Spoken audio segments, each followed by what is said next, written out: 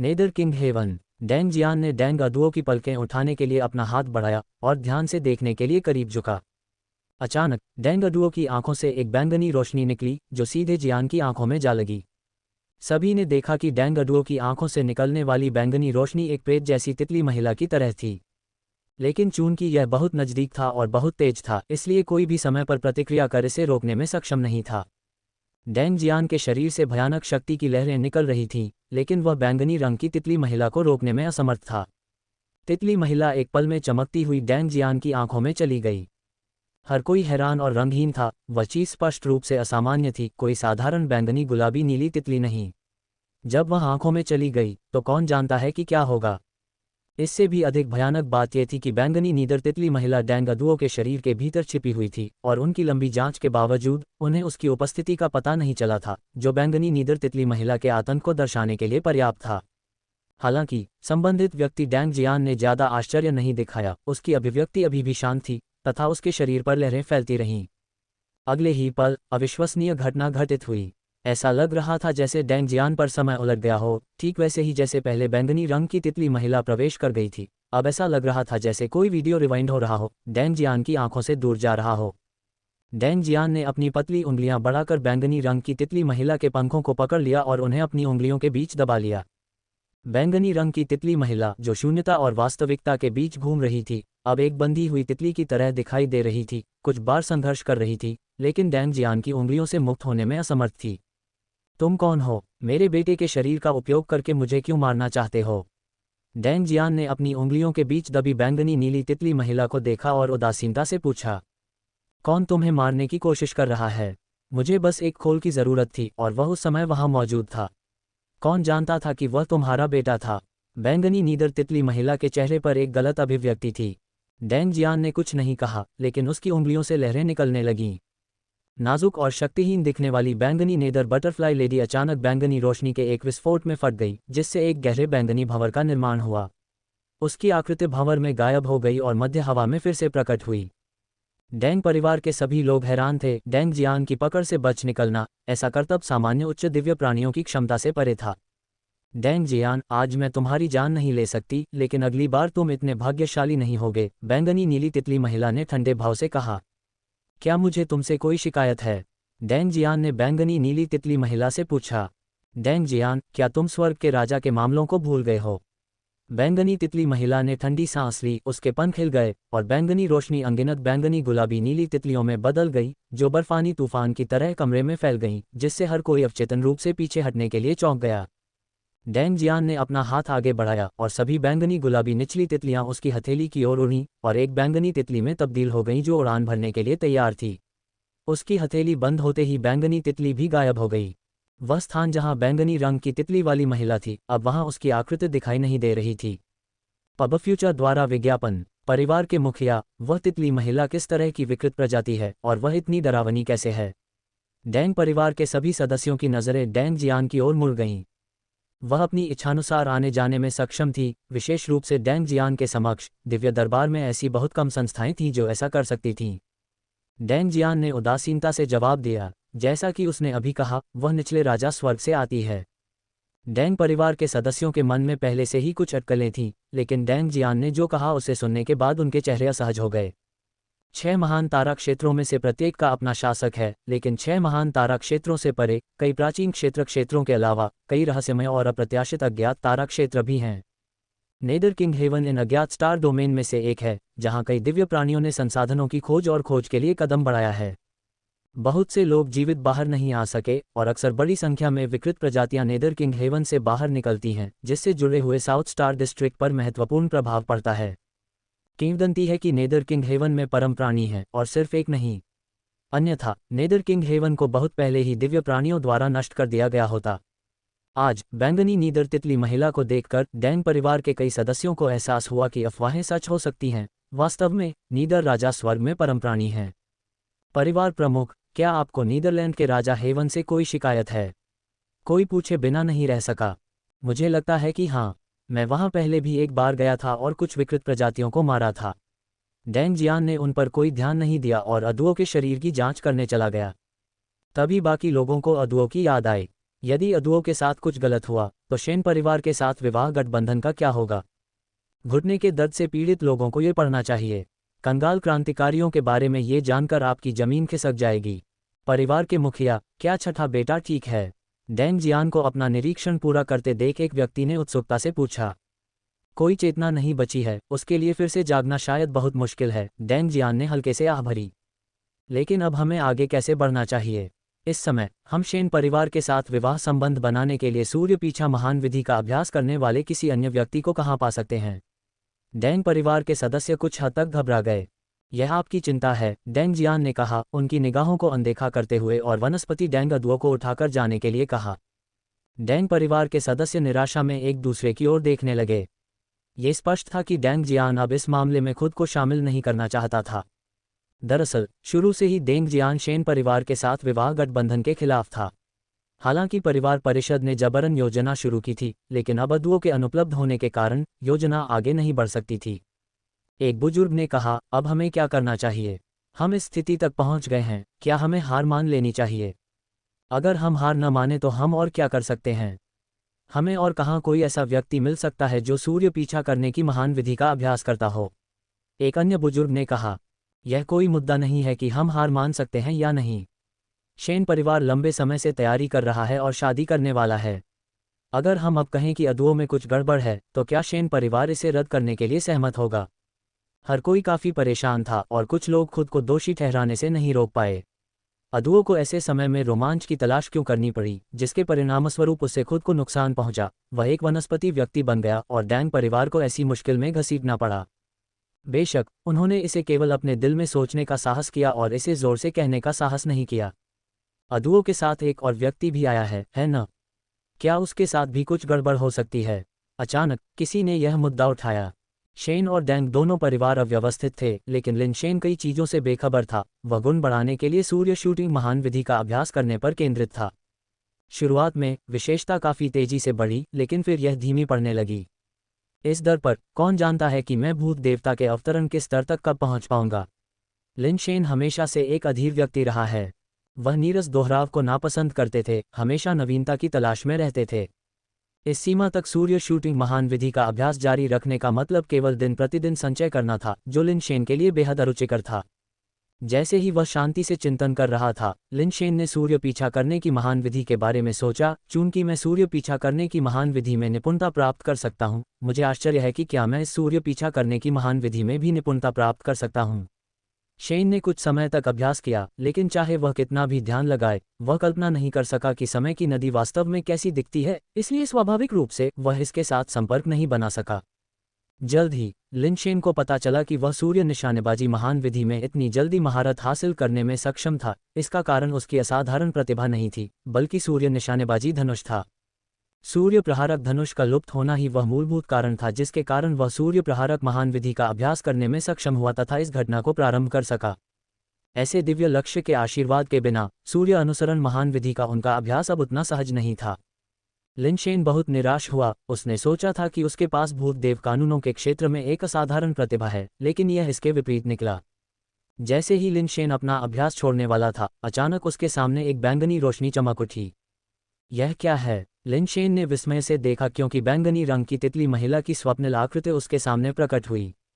सफिंग step का उपयोग करते हुए पीछे हटते ही उसके चेहरे के हाव भाव अचानक बदल गए, एक झींगा की तरह तेजी से पीछे की ओर।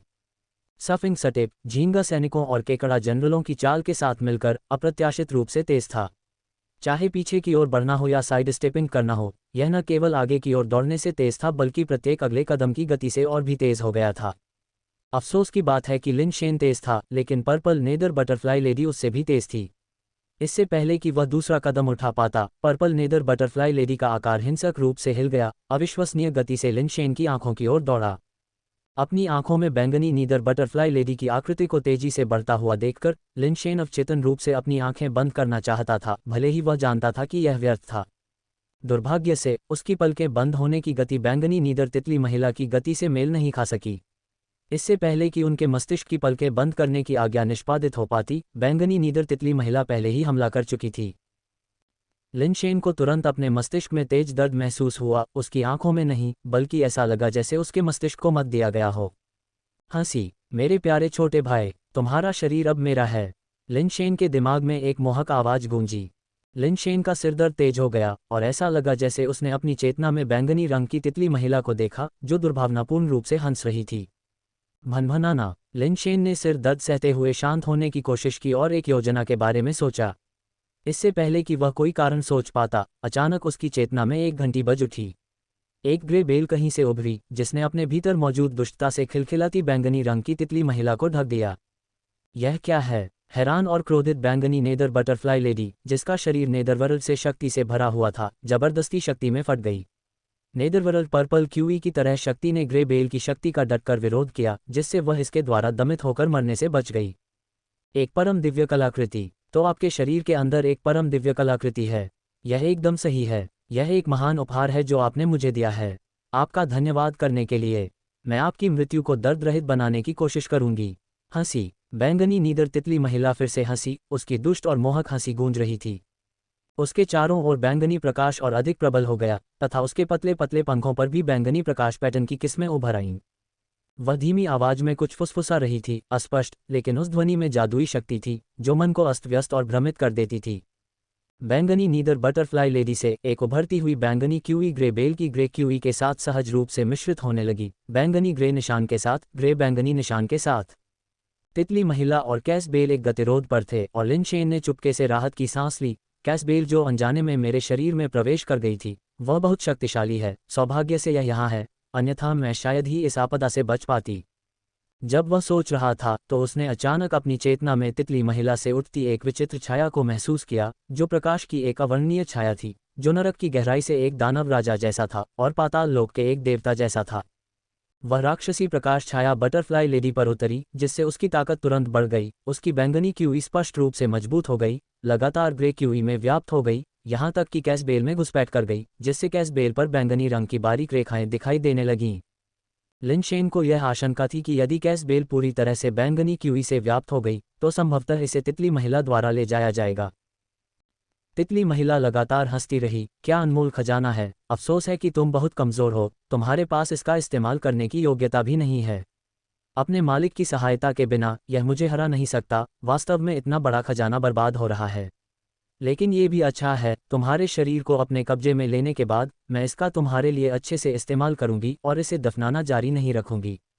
जैसे ही तितली महिला ने बात की, उसकी भुजाएं धीरे धीरे ऊपर उठीं तथा उसे अराजकता घंटी से ढक दिया गया तथा इसे धीरे धीरे बैंगनी क्यूई द्वारा ऊपर उठाया गया, जो प्रतीत होता है कि उसके सिर के ऊपर उठा हुआ था। भनभनाना। लिनशेन की चेतना में एक और भिनभिनाने वाली ध्वनि, एक प्राचीन लंबे धनुष से चमक निकली, जो एक लंबे इंद्रधनुष की तरह एक हल्का तीर चला रहा था। तितली महिला अराजकता घंटी का पूरी तरह से विरोध कर रही थी। अब उसके पास विचलित होने और प्रतिक्रिया करने की कोई शक्ति नहीं बची थी। वह केवल हताश होकर अपना हाथ बढ़ा सकती थी, प्रकाश तीर को पकड़ने की कोशिश कर रही थी। हालांकि जब उसका हाथ प्रकाश वाले तीर को छूता है तो वह उसे पकड़ नहीं पाती। प्रकाश वाला तीर सीधे उसके शरीर में घुस जाता है। तितली महिला ने एक तीखी चीख निकाली, उसके शरीर पर बैंगनी रोशनी फैल गई, अराजकता की घंटी भी एक बार फिर दब गई। ग्रे क्यूई ने घायल तितली महिला को घेर लिया, उसके शरीर को अनगिनत जंजीरों की तरह बांध दिया, उसे पूरी तरह से घंटी के अंदर बंद कर दिया। आपके शरीर के भीतर दो परम दिव्य कलाकृतियां हैं। आप वास्तव में कौन हैं? बंद तितली महिला ने तीखी आवाज निकाली। तुम कौन हो? तुमने मुझ पर घात क्यों लगाया? लिनशेन ने कभी बैंगनी नीदर तितली महिला को नहीं देखा था, वह उसकी उत्पत्ति से अनजान थी। मैं बैंगनी हवेली परी हूँ, मैं तुम्हें बचाने आई हूँ, मुझे जल्दी से रिहा करो, बैंगनी नीदर तितली महिला ने तुरंत कहा। लिनशेन ने तिरस्कारपूर्वक अपने होठों को सिकोड़ लिया। तुम यहाँ किससे मजाक कर रहे हो? अगर तुम एक छोटी परी हो तो मैं ज़ैद सम्राट होना चाहिए। मुझे बचा रहे हो? बेहतर है कि तुम खुद को बचा लो। पहले मैं डुओ के शरीर में रहती थी, जिसे डैंग परिवार के लोगों ने खोजा था। तुम डुओ के साथ वापस आए हो। तुम्हें क्या लगता है कि डैंग परिवार के सदस्य तुम्हारे बारे में क्या सोचेंगे? अगर मैं गलत नहीं हूं तो वे अभी यहाँ आने वाले हैं। अगर उन्हें तुम्हारे शरीर में मेरी मौजूदगी का पता चलता है तो क्या तुम्हें लगता है कि वे तुम्हें जाने देंगे? पर्पल मैंशन फेरी ने कहा। यह सुनकर लिनशेन की अभिव्यक्ति थोड़ी बदल गई, उसे तुरंत कई चीजें समझ में आ गईं। डुओ ने अपनी याददाश्त क्यों खो दी थी, वह उसे वापस क्यों लेकर आई थी, और रास्ते में उसके सभी अजीब व्यवहार। पहले लिनशेन ने सोचा था कि ऐसा इसलिए है क्योंकि डुओ ने अपनी याददाश्त खो दी है। अब वह समझ गया, डुओ लंबे समय से पहले जैसी नहीं रही थी। जब लिन शेन विचार कर रहा था, उसने अचानक कदमों की आवाज़ सुनी, जैसे कि कई लोग गोदाम के दरवाजे की ओर आ रहे थे। यदि आप मेरे साथ सहयोग करते हैं तो मैं इस आपदा से निपटने में आपकी मदद कर सकती हूँ, बैंगनी हवेली परी ने अराजकता घंटी का विरोध करते हुए कहा। रहो, लिन शेन ने सोचते हुए भौहें सिकुड़ी। वह नहीं जानता था कि डैंग परिवार के पास उसके शरीर पर आक्रमण करने वाली बैंगनी हवेली परी को हटाने की क्षमता है या नहीं, और यदि वे ऐसा कर भी लेते तो यह एक कठिन प्रक्रिया होती। क्या डैंग परिवार उसके जैसे बाहरी व्यक्ति के लिए इतनी हद तक जा सकता है? जाहिर है, उसे मारना आसान और अधिक कुशल होगा। इसके अलावा उसके शरीर के अंदर कैस बेल और सूर्य शूटिंग धनुष भी था, जिसे डैंग परिवार द्वारा खोजा नहीं जा सका। लिन शेन ने इस सिद्धांत को समझ लिया कि निर्दोष को कीमती चीज के अपराध के लिए पीड़ा सहनी होगी। बैंगनी हवेली परी ने कहा था कि अराजकता की घंटी और सूर्य शूटिंग धनुष परम दिव्य कलाकृतियां थीं, इसलिए वे असाधारण होनी चाहिए। अगर डैंग परिवार को पता चला तो क्या वे लालच से नहीं ललचाएंगे? लिन शेन मानव स्वभाव का परीक्षण नहीं करना चाहता था। धमाका! गोदाम का दरवाजा बिना किसी अभिवादन के सीधे ही खोल दिया गया। डैंग योंगक्सिन ने समूह का नेतृत्व किया, सीधे लिन शेन के पास गया और उसे बोलने का मौका दिए बिना उसकी आंखों से दिव्य प्रकाश निकला। उसके वस्त्र बिना हवा के ही थंडर गॉड की छाया की तरह उड़ गए, उसके शरीर से बिजली की चमक के साथ फटने लगे। डैंग योंगक्सिन की आंखों से बिजली चमकने लगी और वह लिन शेन के शरीर को टुकड़े टुकड़े कर देना चाहता था। अगर वह सिर्फ लिन शेन से निपट रहा होता तो डैंग योंगक्सिन इतनी ताकत का इस्तेमाल नहीं करता। उसने समझ लिया था कि लिन शेन के शरीर में कुछ अजीब है, जिसका मतलब था लिन शेन और उसके अंदर जो कुछ भी है, दोनों को एक साथ मिटा देना। लानत है इस बूढ़े कमीने पर। लिन शेन हैरान था, ये बूढ़ा आदमी उसे शुरू से ही मार डालना चाहता था। डैंग परिवार उसकी कल्पना से भी अधिक निर्दयी था, वे उसे एक बार में ही मार डालना चाहते थे, यहाँ तक कि लिन शेन को अपनी बेगुनाही साबित करने का मौका भी नहीं दे रहे थे। यह एक को छोड़ देने के बजाय गलती से 1000 लोगों को मार डालने का मामला था। लिन शेन ने अपनी उंगलियों को बंदूक का आकार दिया और डैंग योंगक्सिन पर निशाना साधते हुए फिंगर सैंड का उपयोग करने की तैयारी की। अपने हाथ को बंदूक की तरह इस्तेमाल करने की उसकी तकनीक सुपर बेस दिव्य शॉट को भी ट्रिगर कर सकती थी। अब वह केवल हताश होकर लड़ सकता था, ये देखने के लिए कि क्या वह, लिन शेन, पहले मरेगा या इस बूढ़े आदमी का सिर पहले उसकी फिंगर सैंड से फट जाएगा। महत्वपूर्ण क्षण में गोदाम के बाहर से एक काली रोशनी घुमावदार रूप से हवा में घूमी और डैंग योंगक्सिन की आंखों से बिजली की किरण को बलपूर्वक रोक दिया, जिससे बिजली दूर चली गई। एक पल के लिए गोदाम के अंदर बिजली चमकने लगी। लिन शेन को कोई नुकसान नहीं हुआ, लेकिन डैंग योंगक्सिन के बगल में खड़े कई लोग बिजली की चपेट में आकर घायल हो गए। डैंग कुंग, तुम क्या कर रहे हो? डैंग योंगक्सिन गोदाम के दरवाजे की ओर देखने के लिए मुड़ी, तभी उसने डैंग कुंग को देखा, जो काले कपड़े पहने हुए था और माफिया बॉस की तरह धूप का चश्मा लगाए हुए बेपरवाही से अंदर चला आ रहा था। महान बुजुर्ग, मुझे लगता है कि यह सवाल आपसे पूछा जाना चाहिए। आप मेरे घर आते हैं और मेरे मेहमान पर हमला भी करते हैं। आप क्या कर रहे हैं?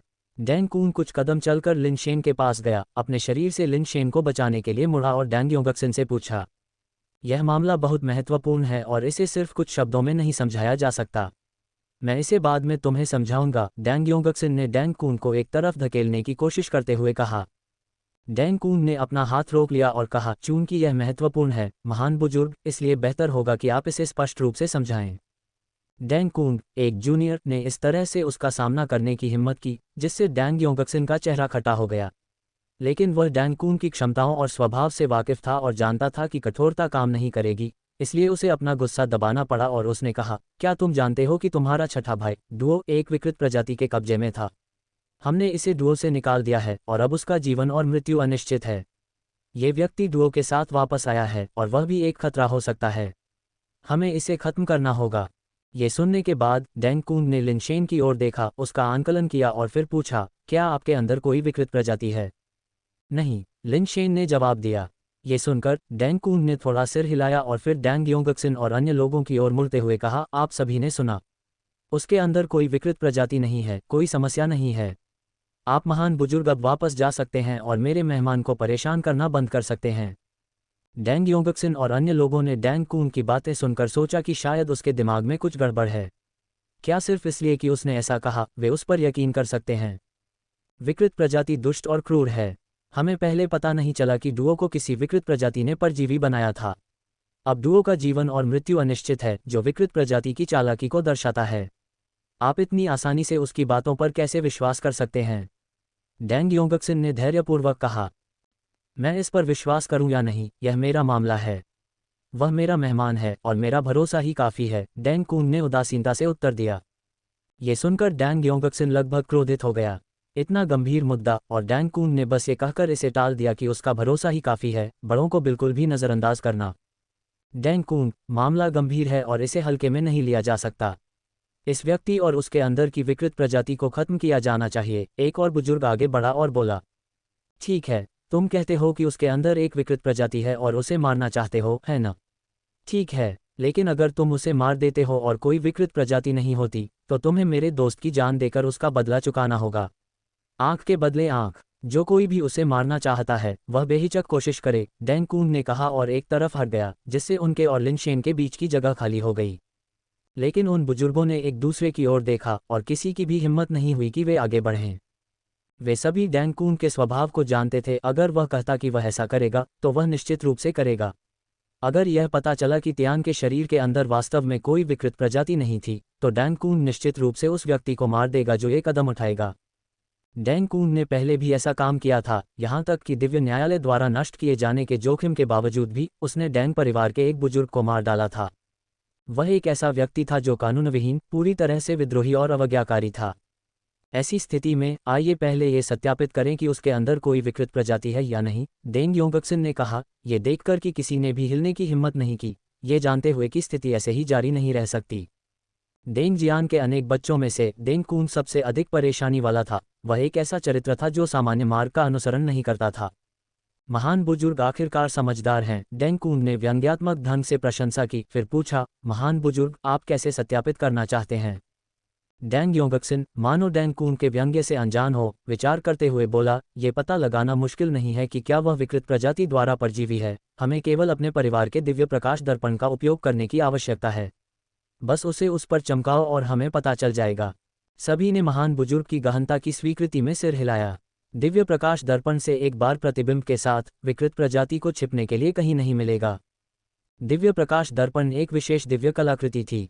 हालांकि यह एक दर्पण था, लेकिन यह मानव आकृतियों या साधारण सामग्रियों को प्रतिबिंबित नहीं करता था। एकमात्र चीज जो ये प्रतिबिंबित कर सकती थी वह थी रक्त संबंधी विरासत।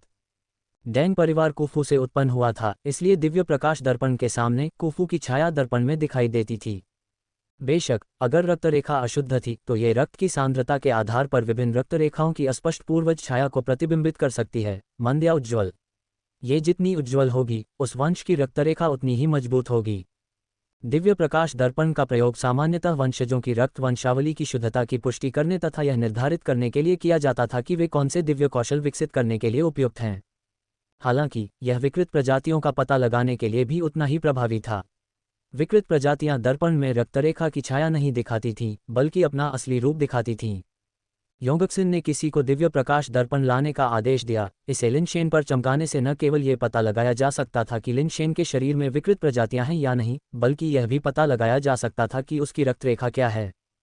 डैंग कून का मानना था कि लिन शेन विकृत प्रजाति द्वारा परजीवी नहीं था, इसलिए उसने परवाह नहीं की और लापरवाही से सोफे पर बैठ गया, लिन शेन द्वारा अपनी बेगुनाही साबित करने की प्रतीक्षा कर रहा था। हालांकि लिन शेन को बेचैनी महसूस हो रही थी।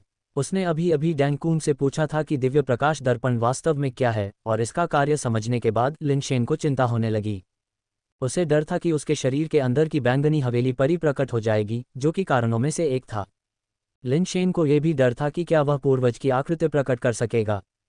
वह दिव्य न्यायालय के दिव्य प्राणियों का वंशज नहीं था, उसके पास कहने के लिए कोई रक्त संबंधी विरासत नहीं थी, और यदि वह कुछ भी प्रकट नहीं कर सकता था तो क्या प्राचीन क्षेत्र के व्यक्ति के रूप में उसकी पहचान उजागर नहीं हो जाती। इस अवधि के दौरान लिन शेन की समझ के अनुसार स्वर्गीय न्यायालय हमेशा से प्राचीन क्षेत्र से आने वाले लोगों के प्रति अमित्र रहा है। सबसे विचित्र बात यह थी कि यद्यपि प्राचीन क्षेत्र के लोगों के दिव्य न्यायालय में प्रवेश करने के बारे में ज्ञात था, फिर भी ये लोग कहाँ गए कोई भी स्पष्ट रूप से नहीं बता सकता था। यहाँ तक कि स्वयं दिव्य सत्ताएं भी स्पष्ट रूप से यह नहीं बता सकी कि जो लोग अवरोधों को तोड़कर अंदर घुस गए उनका अंत कहाँ हुआ। कुछ लोगों ने कहा कि ऐसा इसलिए किया गया क्योंकि प्राचीन क्षेत्र के लोग बहुत कमजोर थे और दिव्य न्यायालय में जीवित रहने के लिए उपयुक्त नहीं थे, इसलिए उन्हें एक विशिष्ट तारा क्षेत्र में भेज दिया गया था। अन्य लोगों ने कहा कि प्राचीन क्षेत्र से प्रवेश करने वाले लोगों को नई सीमाओं पर तोप के चारे के रूप में काम करने के लिए खींचा गया था। ये सब अटकलें थीं, वास्तव में किसी ने इसे नहीं देखा था, जो सबसे अजीब बात थी। इस प्रकार लिनशेन अपनी असली पहचान उजागर होने के लिए और भी अधिक अनिच्छुक था। उसे संदेह था कि दिव्य न्यायालय में प्रवेश करने वालों का भाग्य अच्छा नहीं होता। ये स्थिति संभवतः प्राचीन क्षेत्र राजा के युग के बाद उत्पन्न हुई थी। प्राचीन क्षेत्र राजा के युग से पहले दिव्य दरबार में प्रवेश करने वाले लोगों का अभी भी पता लगाया जा सकता था और यह ज्ञात था कि वे दिव्य प्राणियों में विलीन हो गए थे। प्राचीन क्षेत्र के राजा के बाद प्राचीन क्षेत्र के लोग जो बाधाओं को तोड़कर यहाँ आए, अब तक लिनशेन को एक भी व्यक्ति का विशिष्ट ठिकाना नहीं पता चला था। जब लिनशेन अपने विचारों में खोया हुआ था, तब किसी ने पहले ही दिव्य प्रकाश दर्पण ले आया था। यह एक प्राचीन तांबे का दर्पण था, फिर भी यह इतना चमकीला था कि इसमें किसी व्यक्ति का प्रतिबिंब दिखाई देता था। अजीब बात यह थी कि दर्पण की चमक के बावजूद उसमें कोई छाया नहीं दिखाई दे रही थी, केवल तारों वाले आकाश के रंग ही दिखाई दे रहे थे। उस व्यक्ति ने दिव्य प्रकाश दर्पण डैंग योंगक्सिन को सौंप दिया। डैंग योंगक्सिन ने डैंग कून की ओर देखा, जिसने ये देखकर कि वह उदासीन था, और उसने अपने हाथ फैला दिए। बिना किसी हिचकिचाहट के तुरंत अपने हाथों में प्राचीन तांबे के दर्पण को सक्रिय कर दिया। अगले ही क्षण प्राचीन दर्पण अधिकाधिक पारदर्शी हो गया। जो पहले धातु जैसा दिखता था, अब वह क्रिस्टल जैसा स्पष्ट दिखाई देने लगा। ये साबित करने के लिए कि दिव्य प्रकाश दर्पण सामान्य रूप से काम कर रहा था, डैंग योंगक्सिन ने सबसे पहले इसे पास में स्थित डैंग परिवार के गार्ड पर चमकाया। दर्पण में रक्षक की आकृति दिखाई नहीं दी, इसके स्थान पर दिव्य प्रकाश दर्पण में एक विशालकाय आकृति दिखाई दी। यद्यपि यह आकृति बहुत धुंधली और अस्पष्ट थी, फिर भी कोई भी उसकी भव्य आभा से उसकी असाधारण उत्पत्ति को देख सकता था। यद्यपि रक्त वंशानुक्रम कमजोर था, इस तथ्य से कि दर्पण में केवल कुफू की छाया दिखाई दी, ये संकेत मिलता है कि इस गार्ड की डैंग परिवार की रक्त रेखा बहुत शुद्ध थी, अन्य रक्त रेखाओं से मिश्रित नहीं थी। ये देखकर कि दिव्य प्रकाश दर्पण ठीक से काम कर रहा था, डैंग योंगक्सिन ने धीरे से दर्पण को लिनशेन की ओर बढ़ाया और दिव्य प्रकाश दर्पण से प्रकाश धीरे धीरे लिनशेन पर पड़ा। लिनशेन ने भागने का विकल्प नहीं चुना, उसे पहले ही डैंग कून से जानकारी मिल चुकी थी। वह जानता था कि दिव्य प्रकाश दर्पण केवल दिव्य प्राणियों की रक्तवंशीय विरासत और शरीर में विकृत प्रजातियों को ही प्रकट कर सकता है, इसके अलावा कुछ नहीं। चूंकि यह सच था, लिनशेन ने एक जुआ खेलने का फैसला किया। बैंगनी हवेली परी अराजकता घंटी के भीतर बंद थी। यदि दिव्य प्रकाश दर्पण अराजकता घंटी को भेद नहीं सकता था, तो वह बैंगनी हवेली परी को प्रकट नहीं कर सकता था। यदि दिव्य प्रकाश दर्पण लिनशेन की रक्त संबंधी विरासत को प्रकट करने में असफल रहा, तो लिनशेन के पास अभी भी कुछ स्पष्टीकरण देने के लिए थे। अब डरकर दिव्य प्रकाश दर्पण को अस्वीकार करने के बजाय एक जुआ खेलना बेहतर था। सभी की आंखें दिव्य प्रकाश दर्पण पर केंद्रित थीं, वे देखना चाहते थे कि यह क्या प्रकट कर सकता है। जब दिव्य प्रकाश दर्पण से प्रकाश ने लिनशेन को घेर लिया, तो दर्पण के भीतर अप्रत्याशित रूप से एक छवि प्रकट हुई। इससे लिनशेन का दिल तेजी से धड़क उठा। क्या ये हो सकता है कि बैंगनी हवेली परी अराजकता घंटी से ढके होने के बावजूद अभी भी प्रकट हो गई है? लिनशेन ने दर्पण में दिखाई दे रही छवि को गौर से देखा और उसे स्पष्ट रूप से देखने के बाद वह तुरंत शांत हो गया। जो छवि दिखाई दी वह बैंगनी हवेली परी नहीं थी, वह रक्तवंश की विरासत की एक हल्की छाया भी प्रक्षेपित कर सकता था। लिनशेन ये जानने के लिए उत्सुक था कि यह किसकी हो सकती है, लेकिन जब उसने स्पष्ट रूप से देखा कि छाया क्या थी, तो उसने उसे बहुत भ्रम में डाल दिया। न केवल लिनशेन हैरान था, बल्कि वहां उपस्थित सभी डैंग परिवार के सदस्य एक दूसरे की ओर संदेह के भाव से देख रहे थे। दिव्य प्रकाश दर्पण में प्रकट हुई प्रकाश छाया ठीक वैसी ही थी जैसी डैंग परिवार के रक्षक द्वारा पहले प्रकट की गई थी। दोनों एक विशालकाय व्यक्ति की छवि थी, जिसकी आभा एक समान थी, जो स्पष्ट रूप से डैंग परिवार का पूर्वज दिव्य प्राणी कुफू था। अंतर यह था कि गाद द्वारा प्रक्षेपित विशालकाय की हल्की छाया धुंधली और बेजान थी, लगभग छाया की तरह, जबकि लिनशेन द्वारा प्रकट की गई विशालकाय की हल्की छाया बहुत चमकदार थी और छाया पर प्रकाश लगातार मजबूत होता जा रहा था। ये कैसे हो सकता है? उसके शरीर पर हमारे पूर्वज कुफू की हल्की छाया कैसे दिखाई दे सकती है? क्या वह हमारे डैंग परिवार की वंशावली का हो सकता है? असंभव। अगर डैंग परिवार में ऐसा कोई व्यक्ति था, तो मुझे कैसे पता नहीं चल सकता था? और इस छाया की चमक? डैंग योंगक्सिन ने लिनशेन को संदेह भरी आंखों से देखा। उन्होंने दिव्य प्रकाश दर्पण की रोशनी को लिनशेन से दूर कर दिया और अपने पास बैठे लोगों पर इसका प्रयोग किया, लेकिन कोई समस्या नहीं हुई। उन लोगों की रक्तवंशावली को स्पष्ट रूप से देखा जा सकता था। कई लोगों की रक्तवंशावली मिश्रित थी, कुछ लोगों की रक्तवंशावली में 3 या 4 प्रकाश छायाएं दिखाई देती थीं, तथा कुछ लोगों की रक्तवंशावली में 7 या 8 या उससे भी अधिक छायाएं दिखाई देती थीं। उनकी तुलना में लिनशेन, जिसने केवल कुफू की हल्की छाया को प्रकट किया था और इतनी अधिक चमक के साथ सूर्य पीछा करने वाले कबीले का सबसे शुद्ध खून वाला सदस्य लग रहा था। माहौल थोड़ा अजीब हो गया और लिनशेन के प्रति अन्य लोगों की निगाहें विशेष रूप से जटिल हो गईं। न केवल ये किसी विकृत प्रजाति को प्रकट करने में विफल रहा, बल्कि यह भी पता चला कि इस व्यक्ति की रक्तरेखा उनकी तुलना में अधिक शुद्ध थी, जिससे वह डैंग परिवार के सदस्य की तरह लग रहा था। एक पल के लिए स्थिति कुछ अजीब हो गई। हर कोई नहीं जानता था कि आगे कैसे बढ़ना है, इसलिए उनकी निगाहें अनिवार्य रूप से डैंग योंगक्सिन पर टिक गईं। अविश्वास करते हुए डैंग योंगक्सिन ने फिर से लिन शेन को प्रकाशित किया, लेकिन परिणाम अपरिवर्तित पाया। महान देवता कुफू की हल्की छाया अभी भी दर्पण में दिखाई दी और पहले की तुलना में अधिक उज्ज्वल लग रही थी। डैंग परिवार के इतिहास में ऐसी चमक अपेक्षाकृत दुर्लभ थी। डैंग परिवार के सदस्यों की लिन शेन के प्रति नज़रें अजीब होती जा रही थीं। सभी मन ही मन सोच रहे थे कि लिन शेन किस परिवार की नाजायज संतान हो सकती है। हालांकि लिन शेन को स्पष्ट रूप से पता था कि उसके पास कोई कुफू वंश नहीं था। कुफू की हल्की छाया को प्रकट करने की क्षमता पूरी तरह से बैंगनी हवेली परी की चाल थी। अब लिन शेन को पता था कि वह वास्तव में दिव्य प्रकाश दर्पण में कुछ भी प्रकट नहीं कर सकता था। तो ये पता चला, आप एक दिव्य प्राणी नहीं हैं। खिलखिलाहट। बैंगनी हवेली परी की विजयी हंसी लिन शेन के दिमाग में लंबे समय तक गूंजती रही। परिवार के सदस्य इस बात को लेकर असमंजस में थे कि लिन शेन के साथ क्या किया जाए। डैंग योंगक्सिन के अपने लोगों के साथ चले जाने के बाद डैंग कून ने लिन शेन के कंधे पर थपथपाया और कहा, आराम से रहो, मेरे यहाँ होने से कोई तुम्हें परेशान नहीं करेगा। कुछ देर रुकने के बाद डैंग कून ने कहा, मैं अभी किसी ऐसे व्यक्ति को ढूंढ रहा हूं जो तुम्हें दिव्य न्यायालय से पहचान प्रमाण प्राप्त करने में मदद कर सके। बस कुछ ही दिनों की बात है। बस थोड़ा और इंतज़ार करो। एक बार जब तुम्हें अपना पहचान प्रमाण मिल जाएगा तो तुम्हें एक ग्रह आवंटित कर दिया जाएगा। तब जाने में बहुत देर नहीं होगी। लिन शेन ने डैंग कून को खाली आंखों से देखा। उसे उम्मीद नहीं थी कि वह ये बातें कहेगा। ऐसा लग रहा था कि उसे पता था कि लिन शेन के पास जाने के लिए कोई जगह नहीं है, और यह भी संभव था कि उसे पता था कि लिन शेन दिव्य दरबार से नहीं है। हाँ, मुझे उन आंखों से मत देखो। डैंग कून ने लिन शेन के कंधे को फिर से थपथपाते हुए हंसते हुए कहा, मैंने एक बार कहा था, तुम्हारा भाई और मैं हथियारबंद भाई थे। ये बातें जानना आश्चर्यजनक नहीं है। तुम बस इंतजार करो, मुझे कुछ काम निपटाना है, इसलिए मैं पहले जाऊंगा। डैंग कून ने कहा, तुम्हारे पास मेरा संचार नंबर है। अगर तुम्हें किसी चीज़ की ज़रूरत हो तो मुझसे संपर्क करना याद रखना। सब कुछ अपने ऊपर मत उठाओ। डैंग कून को जाते देख लिन शेन अंदर से परेशान हो गया। आखिर इस डैंग कून के साथ क्या हो रहा है? क्या ऐसा हो सकता है कि उसका वास्तव में किसी से कोई रिश्ता हो?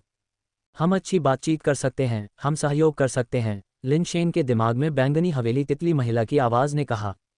सहयोग करोगी? लिन शेन ने बिना कुछ बताए धीरे से पूछा। आप प्राचीन क्षेत्र से एक व्यक्ति हैं जो बिना अनुमति के दिव्य न्यायालय में प्रवेश कर गए हैं।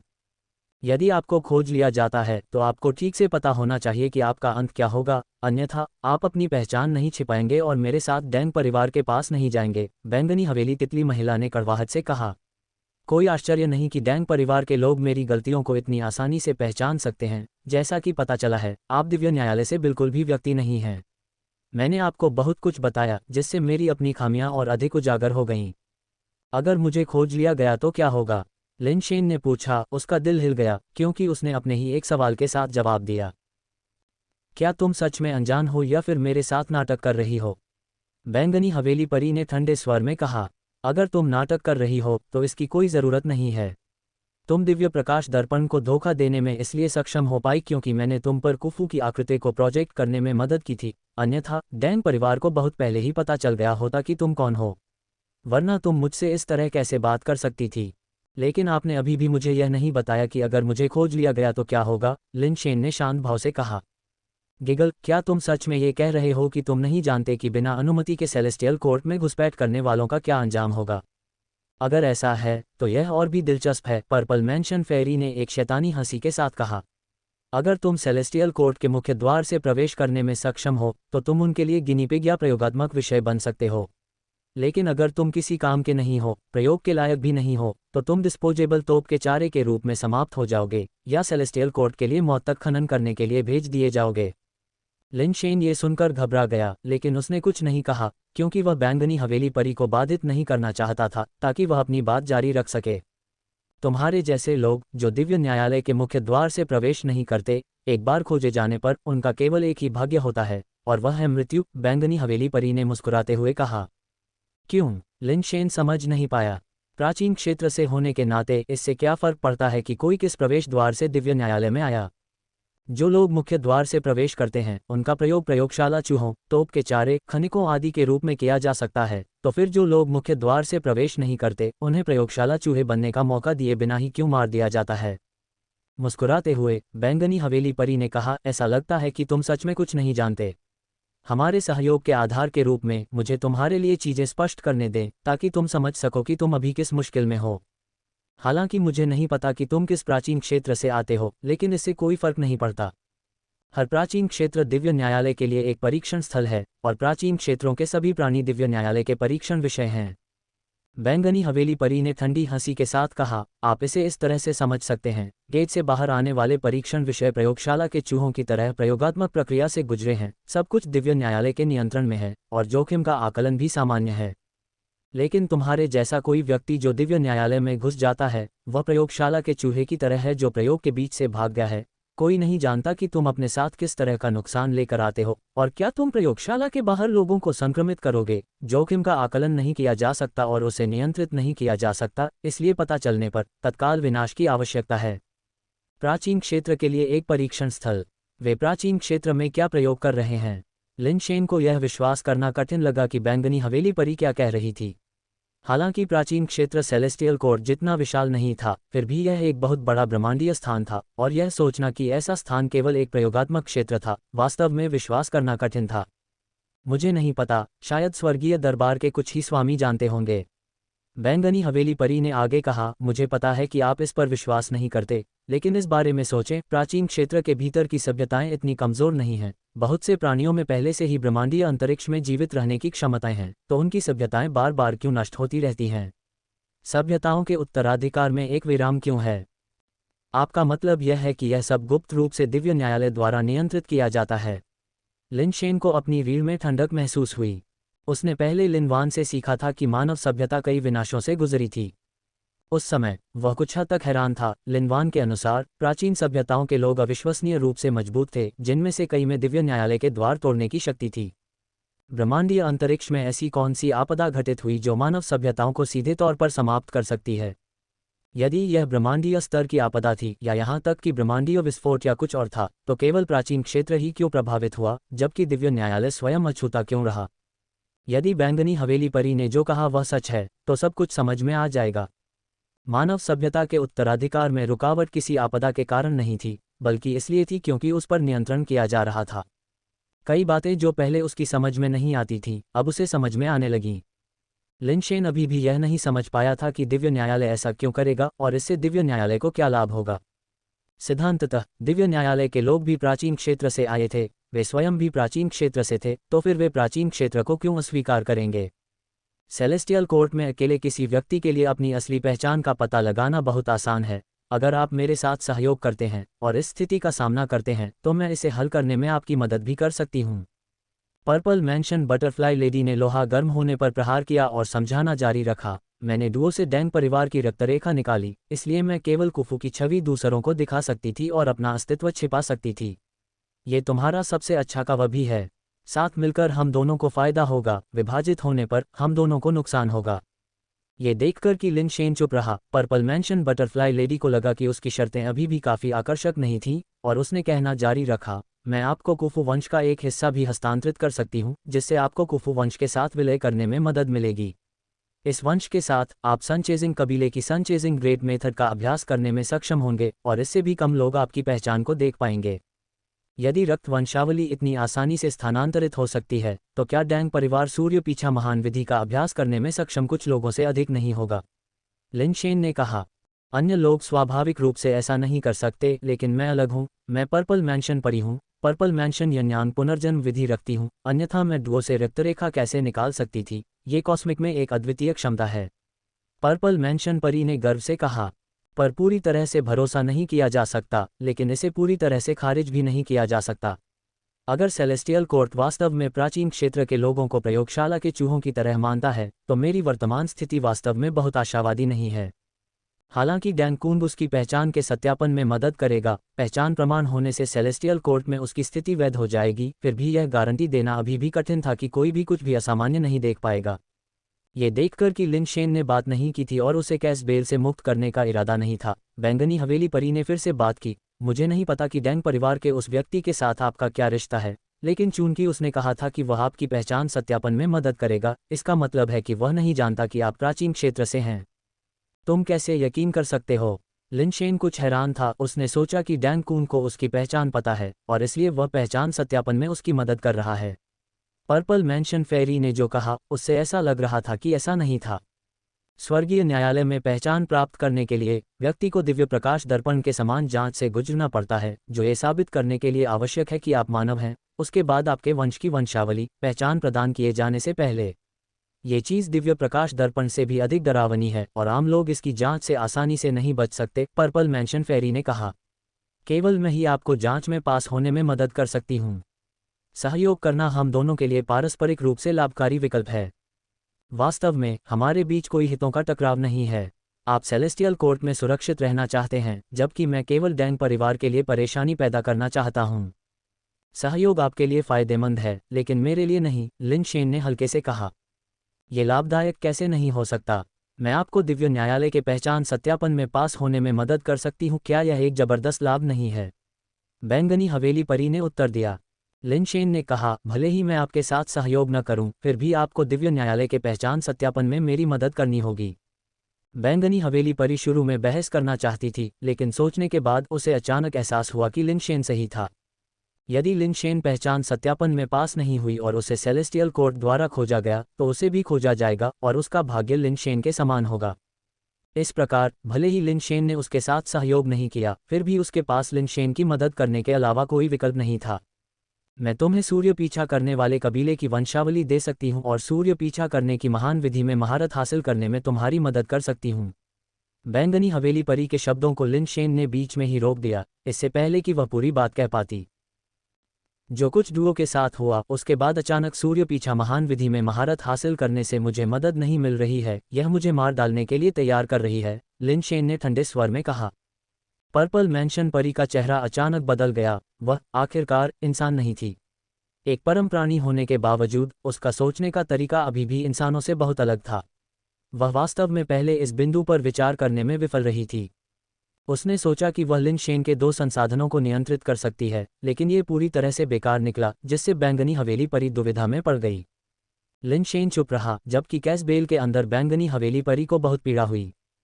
उसे अपनी शक्ति का एक हिस्सा कैसबेल का प्रतिरोध करने के लिए खर्च करना पड़ा, ताकि यह सुनिश्चित हो सके कि वह पूरी तरह से इसकी शक्ति में समाहित न हो जाए।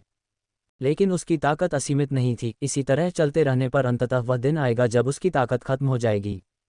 यदि वह लिनशेन को अराजकता की घंटी से मुक्त करने के लिए उसे हिला नहीं पाती, तो उसे समस्याओं का सामना करना पड़ता, भले ही यह एक लंबी प्रक्रिया होती। बैंगनी हवेली परी के मन में एक और विचार था, लेकिन जब तक कि यह अंतिम उपाय न हो, वह ये कदम उठाने के लिए अनिच्छुक थी। जैसे ही पर्पल मैंशन परी ने बात करना बंद किया, लिनशेन ने अब उस पर ध्यान नहीं दिया। उसने कुछ सामान लिया और उसके पीछे चल रहे 4 छोटे सफ़ेद बाघों को खिलाने चला गया। छोटे सफ़ेद बाघ बहुत तेजी से बढ़ रहे थे। कुछ ही समय में वे काफ़ी बड़े हो गए थे। स्वाभाविक रूप से ऐसा इसलिए भी था क्योंकि लिनशेन ने उन्हें अच्छी तरह से खिलाया था। कम से कम ये सब विकृत प्रजातियों से प्राप्त सामान्य तरल पदार्थ था, जिसमें कुछ भी मिलावटी नहीं था। वह विशेष रूप से विशेष छोटा सफ़ेद बाघ विशेष रूप से अच्छी तरह से बढ़ रहा था। उसका शरीर का आकार अन्य तीनों की तुलना में काफ़ी बड़ा था और उसके फर की धातुई चमक धीरे धीरे स्पष्ट होती जा रही थी। थक जाने तक खेलने के बाद छोटे बच्चे आदतन दौड़कर लिनशेन के पास लेट गए और उसे अपना ही एक सदस्य मान रहे थे। लिनशेन ने यूडोऊ को बुलाया और उससे पूछा, तुम अमर बनने की योजना कब बना रहे हो? क्या यह ऐसा कुछ है जिसे मैं सिर्फ इसलिए हासिल कर सकता हूँ क्योंकि मैं चाहता हूँ? मुझे संसाधनों की ज़रूरत है। संसाधनों के बिना मैं कैसे आगे बढ़ सकता हूँ? यूडोऊ ने बड़बड़ाते हुए कहा। अमरता की ओर बढ़ना अमर नियमों की समझ पर निर्भर करता है। आप पहले से ही निर्वाण पूर्णता के स्तर पर हैं। आपको और क्या संसाधनों की आवश्यकता है? इसके अलावा भले ही आपको संसाधनों की आवश्यकता हो, लेकिन मैंने आपको पहले जो संसाधन दिए थे और बाद में जो अलग अलग स्रोत दिए, क्या वे पर्याप्त नहीं हैं? लिनशेन को हमेशा से पता था कि यूडोऊ केवल पीड़ित की भूमिका निभा रहा था।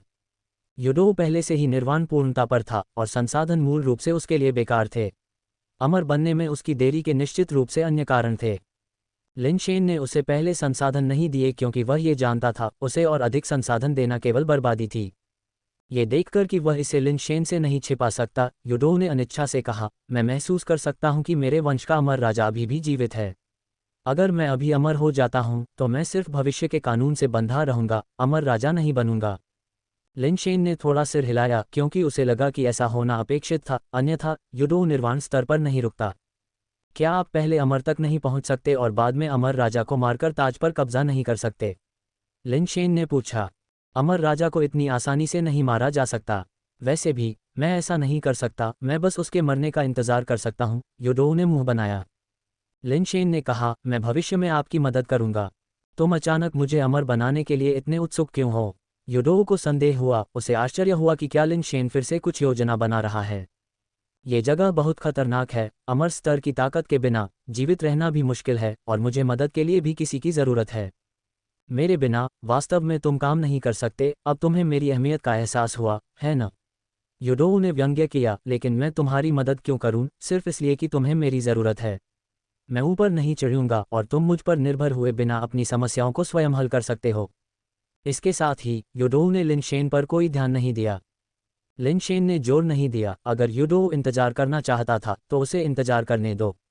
अमर राजा इतनी आसानी से नहीं मरेगा, सेलेस्टियल कोर्ट जैसी जगह पर वह जल्द ही असहनीय हो जाएगा और ऊपर उठ जाएगा। लिन शेन चाहते थे कि वह अब चढ़ जाए ताकि यह परख सके कि क्या योडोऊ दिव्य न्यायालय के दिव्य कौशल में निपुणता प्राप्त कर सकता है। कुछ और करने को न होने पर लिन शेन ने फिर से महान शून्य में जाने का फैसला किया, शायद अब वह पिछले द्वीप पर फिर से प्रकट नहीं होगा। महान शून्य में प्रवेश करने के बाद लिन शेन को यह जानकर निराशा हुई कि वह अभी भी उस पृथक द्वीप पर था और उसके अलावा वह अभी भी किसी अन्य लोगों से रहित था। हालांकि लिन शेन की नज़र बदल गई और उसके चेहरे पर हैरानी का भाव दिखाई दिया। सफ़ेद रेत वाले समुद्र तट पर एक उग्र दुष्ट देवी अप्रत्याशित रूप से फिर से प्रकट हुई थी। कैसे संभव है? लिन शेन ने समुद्र तट पर निश्चल पड़ी उग्र दुष्ट देवी को देखा, वह हैरान भी था और प्रसन्न भी, उसका चेहरा अविश्वास से भरा हुआ था। सैद्धांतिक रूप से उग्र दुष्ट देवी एक निम्नतर परम प्राणी है जो प्राचीन क्षेत्र के अमर धर्मराजा के अनुरूप है।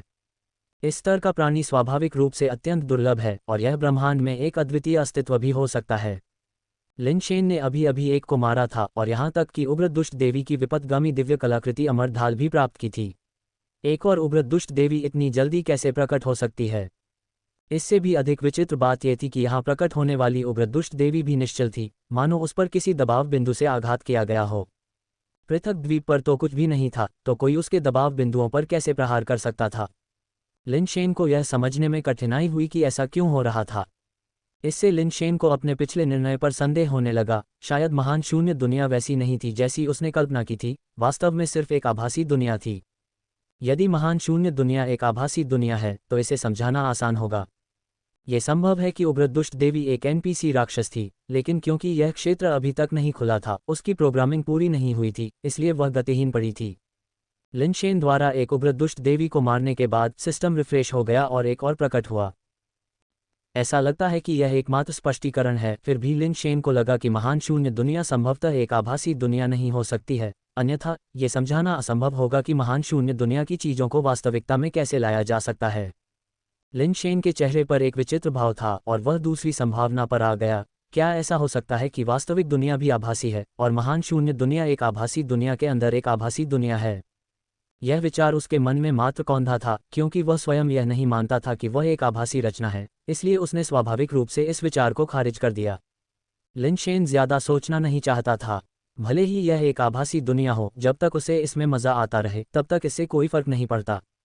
वह फिर से क्रोधित दुष्ट देवी पर टूट पड़ा और अपना संहारक प्रहार पुनः शुरू कर दिया। पिछली बार के अनुभव के साथ लिन शेन को उग्र दुष्ट देवी को मारने में अभी भी काफी समय लगा। निम्नतम परम प्राणी उग्र दुष्ट देवी को मारना, विपत्तगामी स्रोत का पता चला, अंततः यांत्रिक घड़ी ने संकेत दिया। जैसे ही उग्र दुष्ट देवी की मृत्यु हुई, सॉलिडिफिकेशन श्रृंखला अमर क्राउन अप्रत्याशित रूप से फिर से प्रकट हुआ, उसके शरीर से उड़ गया और कई ऑर्डर लाइट चेन द्वारा बंद हो गया। अमर मुकुट पर मौत के पाउडर को वार करते देख लिन शेन को एक अजीब सा एहसास हुआ। यह दृश्य बहुत परिचित था, मानो वह किसी सेव किए गए गेम को पुनः लोड कर रहा हो। एक गहरी सांस लेते हुए और मृत्यु पाउडर को अनदेखा करते हुए लिन शेन ने उग्र दुष्ट देवी के सिर को खोलना जारी रखा। अमर मुकुट के सुदृढ़ीकरण के बिना उग्र दुष्ट देवी के शरीर को नुकसान पहुंचाना उतना कठिन नहीं था और जल्द ही लिन शेन ने उसके सिर को चीर दिया और एक विकृत स्रोत खोद निकाला। जैसे ही एबरेंट स्रोत ने लाश को छोड़ा, वह कंपन करने लगा और अपने आप ऊपर उड़ गया, एक दृश्य जो लिन शेन को अभी भी बहुत परिचित लगा। एक और अमर ढाल। लिन शेन ने सोचा कि एबरेंट स्रोत एक और अमर ढाल में बदलने वाला था, लेकिन उसने देखा कि एबरेंट स्रोत का मुड़ा हुआ आकार अमर ढाल का नहीं था, बल्कि एक हेलमेट जैसा था। सचमुच कुछ ही समय में एबरेंट स्रोत पूरी तरह से हेलमेट के रूप में परिवर्तित हो गया। अमर हेलमेट, परम निम्न स्तरीय पथभ्रष्ट दैवीय कलाकृति। श्रृंखला, ठोसीकरण श्रृंखला। उपयोग हेतु आवश्यकता, ठोसीकरण श्रृंखला अमर कानून। विचलन दर 100%। कठोरता 20,000। कठोरता 20,000। पथभ्रष्ट विशेषता, अमर संरक्षक। लिनशेन ने अमर हेलमेट की विशेषताओं की जांच की और पाया कि यह अमर ढाल के समान ही है तथा इसमें कोई अंतर नहीं है। तुलना के लिए लिनशेन द्वारा अमर शील्ड और अमर हेलमेट निकालने की प्रतीक्षा करते हुए उसने अचानक कुछ नया खोज लिया। बाकी विशेषताएं नहीं बदली थीं, लेकिन असामान्य विशेषता, अमर संरक्षक, में अंतर था। मूल अमर संरक्षक अमर राजा का संरक्षक बन गया था। लिनशेन ने इसे सक्रिय करने के बाद पाया कि जब उन्होंने मूल रूप से अमर गार्जियन को सक्रिय किया था तो केवल एक मंद ग्रे प्रकाश दिखाई दिया था, लेकिन अब अमर राजा के संरक्षक का उपयोग करते हुए एक ग्रे सिलहूट उसके पूरे शरीर को ढकता हुआ दिखाई दिया। सिलहूट एक सांप की पूंछ वाले व्यक्ति की तरह लग रहा था। उग्र दुष्ट देवी, क्या इस चीज का वास्तव में कोई सेट हो सकता है? लिनशेन को सुखद आश्चर्य हुआ। अब उसे इस बात की परवाह नहीं थी कि यह आभासी दुनिया है या नहीं, जब तक उसे लाभ मिल सकता था। यदि यह वास्तव में एक सेट था, तो अब जबकि उसके पास हेलमेट और ढाल दोनों थे, क्या यह संभव था कि उसके पास अन्य भाग भी हों? हेलमेट और ढाल अकेले ही इतने शक्तिशाली थे, यदि वह अन्य भागों को इकट्ठा कर सके तो इसका क्या प्रभाव होगा? लिनशेन पहले से ही कुछ और उग्र दुष्ट देवियों को मारने के लिए उत्सुक था, ये देखने के लिए कि क्या वह अन्य भाग प्राप्त कर सकता है। मृत्यु पाउडर ने अमर मुकुट से कुछ और छिलके हटा दिए, लेकिन फिर भी अमर मुकुट को कुचलकर निगल नहीं सका। अनिच्छा से उसे छोड़ते हुए डेथ पाउडर, अभी भी असंतुष्ट, वापस आया और उग्र दुष्ट देवी की लाश को निगल गया। डेथ पाउडर को वापस बुलाने के बाद लिनशेन ने जल्दी से महान शून्य दुनिया को छोड़ दिया, फिर वापस अंदर जाने का फैसला किया। वह कई बार अंदर गया और बाहर निकला, लेकिन फिर से उग्र दुष्ट देवी को नहीं देखा। ऐसा लगता है कि एक समय सीमा है। पिछली बार जब मैंने उग्र दुष्ट देवी को देखा था, तब से लेकर इस बार तक कितना समय बीत चुका है? लिनशेन ने सावधानीपूर्वक गणना की, बाद में वापस जाने की योजना बनाई ताकि देख सके कि क्या वह उग्र दुष्ट देवी को फिर से पा सकता है। जबकि लिनशेन ये गणना करने की कोशिश कर रहा था कि क्या वह फिर से उग्र दुष्ट देवी का सामना कर सकता है, डैंग कून ने उसे एक संदेश भेजा जिसमें बताया गया था कि पहचान सत्यापन लगभग पूरा हो गया था। उसे केवल दिव्य न्यायालय की पहचान प्राप्त करने के लिए अंतिम पहचान सत्यापन पूरा करना था। डैंग कून ने उसे इंतजार करने के लिए कहा और कहा कि वह जल्द ही पहचान सत्यापन के लिए लिनशेन को लेने वापस आएगा। बैंगनी हवेली परी सही थी, दिव्य न्यायालय की पहचान प्राप्त करने के लिए पहचान सत्यापन पूरा करना होगा, लिनशेन ने मन ही मन सोचा। इसके तुरंत बाद डैंग कून वापस आया और लिनशेन को पहचान सत्यापन में भाग लेने के लिए ले गया। रास्ते में डैंग कून ने लिनशेन से कहा, घबराओ मत, ये सिर्फ एक नियमित जांच है ताकि यह निर्धारित किया जा सके कि आपको किस तरह के ग्रह पर नियुक्त किया जा सकता है। आकाशीय न्यायालय के ग्रहों को ऊपरी, मध्य और निचले क्रम में रखा गया है। जांच के दौरान आपकी रेटिंग जितनी अधिक होगी, आपको ग्रह का उतना ही उच्च स्तर सौंपा जाएगा। यदि आपको उच्च स्तर का ग्रह सौंपा जा सकता है तो कम से कम नीजू शंखवेशे तक आपको संसाधनों के बारे में चिंता करने की जरूरत नहीं होगी। डैंग कून ने लिनशेन से हंसते हुए कहा, आपके पास डैंग परिवार की रक्तरेखा है और आपकी विरासत की छाया बहुत उज्ज्वल है। आपकी रेटिंग निश्चित रूप से कम नहीं होगी, कम से कम आपको एक मध्य ग्रह पर आवंटित किया जा सकता है। इस रेटिंग की गणना कैसे की जाती है? लिनशेन ने सोचा और पूछा। उसे रेटिंग की चिंता नहीं थी, बस उसे अपनी पोल खुलने का डर था। बैंगनी हवेली परी ने कहा कि वह लिनशेन को निरीक्षण में सफल होने में मदद कर सकती है, और लिनशेन ने महसूस किया कि यह कोशिश करने लायक है। सेलेस्टियल कोर्ट में बिना पहचान प्रमाण के वह कहीं नहीं जा सकता था और केवल कुफू स्टार पर ही रह सकता था। इस जगह को छोड़कर कहीं और जाने के लिए उसे पहचान प्रमाण की आवश्यकता होगी। इससे पहले डुओ का पीछा करके ही वह कई चेकपॉइंट्स को पार करने में कामयाब रहा था, डुओ के पहचान प्रमाण की बदौलत। लिनशेन अपने दम पर कहीं नहीं जा सकता था, और अगर सेलेस्टियल कोर्ट ने उसे खोज लिया तो वह बड़ी मुसीबत में पड़ जाएगा। इसलिए ये पहचान प्रमाण कुछ ऐसा था जिसे उसे हासिल करना था, चाहे कुछ भी हो। कुफू स्टार पर एक निरीक्षण एजेंसी थी, लेकिन वह एजेंसी स्वयं डैंग परिवार से संबंधित नहीं थी। ऐसी एजेंसियां सीधे स्टार क्षेत्र के शासकों के अधीन होती हैं और सभी निरीक्षण डेटा स्टार क्षेत्र के स्मार्ट ब्रेन से जुड़े होते हैं। यह ऐसी चीज है जिसे किसी भी तरह से गढ़ा नहीं जा सकता। डैंग कून ने लिनशेन को डैंग परिवार के सदस्य के रूप में निरीक्षण में शामिल होने की अनुमति दी, जो कि वे केवल संबंधों के माध्यम से प्रबंधित करते थे। अन्यथा लिनशेन अपनी अस्पष्ट पृष्ठभूमि के साथ निरीक्षण के लिए भी योग्य नहीं होगा। डैंग कून के पीछे निरीक्षण एजेंसी में जाते हुए लिनशेन ने पाया कि मुख्य प्रवेश द्वार पर गार्डों के अलावा पूरा स्टेशन मानव रहित था। स्टेशन के अंदर सब कुछ स्मार्ट ब्रेन द्वारा किया जाता था और स्मार्ट ब्रेन का नियंत्रण स्टार क्षेत्र के शासक के पास था। कूफू स्टार के लोग इसे संशोधित करने के बारे में सोच भी नहीं सकते थे, नियंत्रण अनुमतियां प्राप्त करना तो दूर की बात थी। डैन कून उसे केवल प्रवेश द्वार तक ले जा सकता था। लिन शेन को निरीक्षण स्थान खोजने के लिए होलोग्राफिक प्रक्षेपण द्वारा दिए गए निर्देशों का पालन करना था। निरीक्षण स्टेशन बहुत कुशल था, वहां कोई अनावश्यक प्रक्रिया या कदम नहीं थे। जैसे ही लिन शेन निर्दिष्ट स्थान पर खड़ा हुआ, छत से प्रकाश की एक किरण गिरी, जिसने उसके शरीर को अपने भीतर समाहित कर लिया। लिन शेन ने छत पर एक दर्पण देखा, जो दिव्य प्रकाश दर्पण की प्राचीन शैली का नहीं था, बल्कि बहुत ही उच्च तकनीक वाला लग रहा था। लिन शेन ने अनुमान लगाया कि दर्पण का कार्य संभवतः दिव्य प्रकाश दर्पण के समान था, क्योंकि उस दर्पण में वह अपनी छाया भी नहीं देख सकता था। कोई आश्चर्य नहीं कि बैंगनी हवेली परी निरीक्षण पास करने के बारे में इतनी आश्वस्त थी। ये निरीक्षण दिव्य रोशनी शास्त्रों की प्रतिकृति होना चाहिए, है ना? लिन शेन ने सोचा, मानसिक रूप से बैंगनी हवेली परी को पुकारना नहीं भूला, अगर उसने समय पर निरीक्षण पास करने के लिए डुओ के रक्त का उपयोग नहीं किया। बैंगनी हवेली परी ने कोई जवाब नहीं दिया, लेकिन लिन शेन चिंतित नहीं था। अगर उसमें कोई समस्या पाई गई तो पर्पल मैंशन परी भी बच नहीं पाएगी। वे दोनों एक साथ इस मामले में थे, और भले ही पर्पल मैंशन परी अनिच्छुक थी, लेकिन वह लिन शेन को निरीक्षण में पकड़े जाने नहीं दे सकती थी। दरअसल, जब प्रकाश की किरण लिन शेन पर ज्यादा देर तक नहीं चमकी, तो उसके सामने प्रक्षेपित एक होलोग्राफिक छवि में कूफू का एक सिलहूट दिखाया गया। छायाचित्र अधिक सशक्त हो गया और कूफू की छवि अधिक जीवंत हो गई। कूफू की छवि के बगल में एक काली खड़ी रेखा थी, जिसके नीचे लाल रंग था। जैसे जैसे कूफू की छवि सामने आई, काली रेखा के नीचे का लाल रंग ऊपर की ओर बढ़ता गया।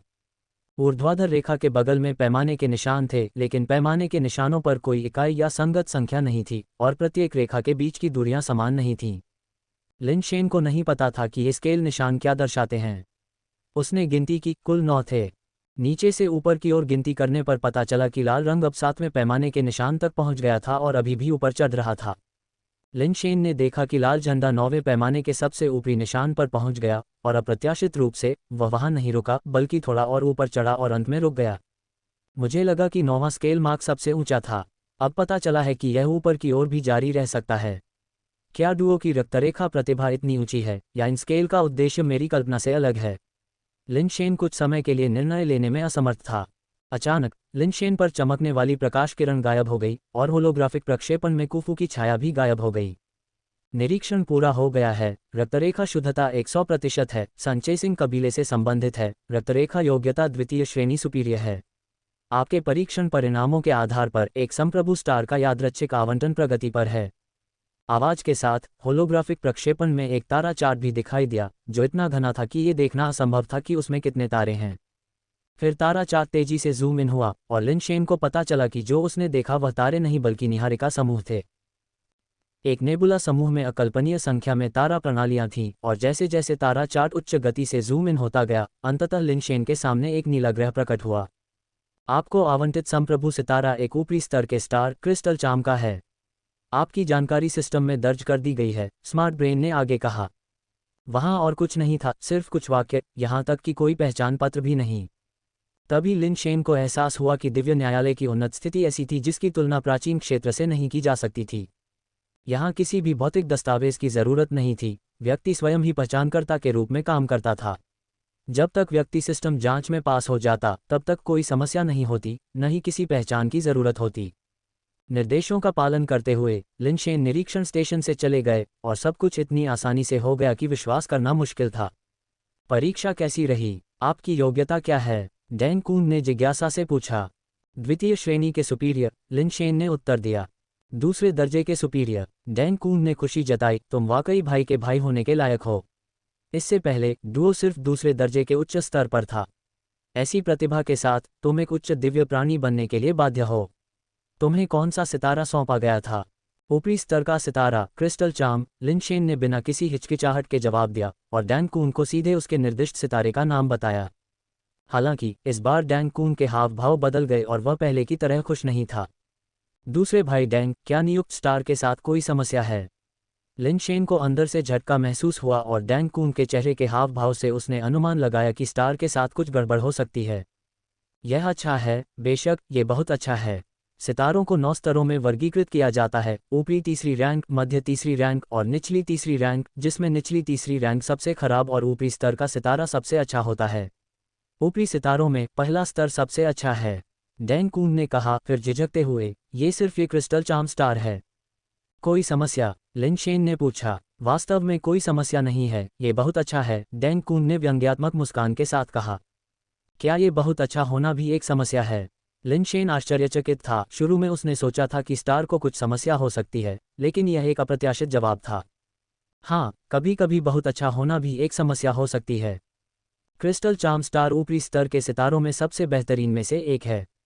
उस ग्रह पर बड़ी संख्या में ऊपरी एबेरेंट रहते हैं और वे असाधारण गुणवत्ता वाले हैं। वहाँ एक भी साधारण एबेरेंट नहीं पाया जा सकता है, वे या तो उत्परिवर्तित ऊपरी एबेरेंट या दिव्य जानवर एबेरेंट हैं। क्रिस्टल चार्म स्टार पर मध्यम और निचले एबेरेंट प्राचीन क्षेत्र के लोगों से भी दुर्लभ हैं। डैंग कून ने अपना सिर हिलाया। वहाँ संसाधन शीर्ष पायदान पर हैं, इसमें कोई संदेह नहीं है। हालांकि आपकी वर्तमान ताकत अभी भी उन संसाधनों का दोहन करने के लिए पर्याप्त नहीं है। आप केवल देख सकते हैं लेकिन उपयोग नहीं कर सकते। यही कारण है कि बहुत अच्छा भी एक समस्या हो सकती है। लेकिन हमेशा की तरह हर सिक्के के दो पहलू होते हैं। अभी ये तुम्हारे लिए कठिन है, लेकिन एक बार जब तुम एक उच्च दिव्य प्राणी की स्थिति तक पहुंच जाओगे तो क्रिस्टल चार्म स्टार तुम्हारे लिए एक जबरदस्त खजाना होगा, अद्वितीय। डैंग कून ने फिर कुछ और शब्दों के साथ लिन शेन को सांत्वना दी। शेन को अंततः समझ में आ गया कि उसका ग्रह इतना उन्नत हो चुका है कि वह इस समय उसका उपयोग नहीं कर सकता। यदि वह वहां जाता तो यह उसके लिए खतरनाक भी हो सकता था, क्योंकि ऊपरी ग्रहों पर विकृत प्रजातियां बहुतायत में पाई जाती हैं और ऐसी परिस्थितियों में जीवित रहने की क्षमता उसके पास नहीं थी। हालांकि इनमें से कोई भी अब मायने नहीं रखता था, क्योंकि लिन शेन ने एक पहचान प्रमाण पत्र प्राप्त कर लिया था जो उसे कुफू स्टार छोड़ने के लिए टेलीपोर्टर्स या अंतरिक्ष यान का उपयोग करने की अनुमति देता था। जैसे ही वह कानून प्रतिबंधों के बिना किसी सुरक्षित स्थान पर पहुंचता, वह तुरंत वापस लौटने के लिए टेलीपोर्टर का उपयोग करता। सेलेस्टियल कोर्ट के टेलीपोर्टर प्राचीन क्षेत्र के टेलीपोर्टरों की तुलना में बहुत अधिक उन्नत हैं। प्रत्येक ग्रह के पास एक टेलीपोर्टर है और उनमें से प्रत्येक सेलेस्टियल कोर्ट के भीतर किसी भी ग्रह पर परिवहन कर सकता है। बेशक टेलीपोर्टर में यह फंक्शन होने का मतलब यह नहीं है कि कोई वास्तव में वहां परिवहन कर सकता है। वास्तव में ग्रह टेलीपोर्टेशन पर कई प्रतिबंध हैं। उदाहरण के लिए, कोई व्यक्ति अपने डोमेन ग्रह पर तभी टेलीपोर्ट कर सकता है जब उसके पास अनुमति हो। ग्रह का स्वामी दूसरों को भी अनुमति दे सकता है, यहाँ तक कि अस्थायी रूप से भी, और ये अनुमतियाँ स्वतंत्र रूप से समायोज्य होती हैं। इस प्रकार, जबकि टेलीपोर्टर की कार्यक्षमता शक्तिशाली है, इसमें कई कृत्रिम प्रतिबंध हैं। अनिवार्य रूप से अधिकांश ग्रहों पर मालिक की अनुमति के बिना टेलीपोर्ट नहीं किया जा सकता है। वापस आते समय डैंग कून ने लिन शेन को क्रिस्टल चार्म स्टार के बारे में और अधिक बताया। Lin Shen crystal charm star के पहले मालिक नहीं थे। वास्तव में ये स्टार उनसे पहले कई अन्य लोगों को आवंटित किया गया था। हालांकि इनमें से अधिकांश पूर्व मालिकों की पहले ही मृत्यु हो चुकी थी, और जो नहीं मरे थे उन्होंने भी अपना डोमेन ग्रह बदलने के लिए आवेदन किया था। मरने वालों में से कुछ लोग क्रिस्टल चार्म स्टार के खतरों से अनभिज्ञ थे और उनके आने के बाद चुपचाप मर गए।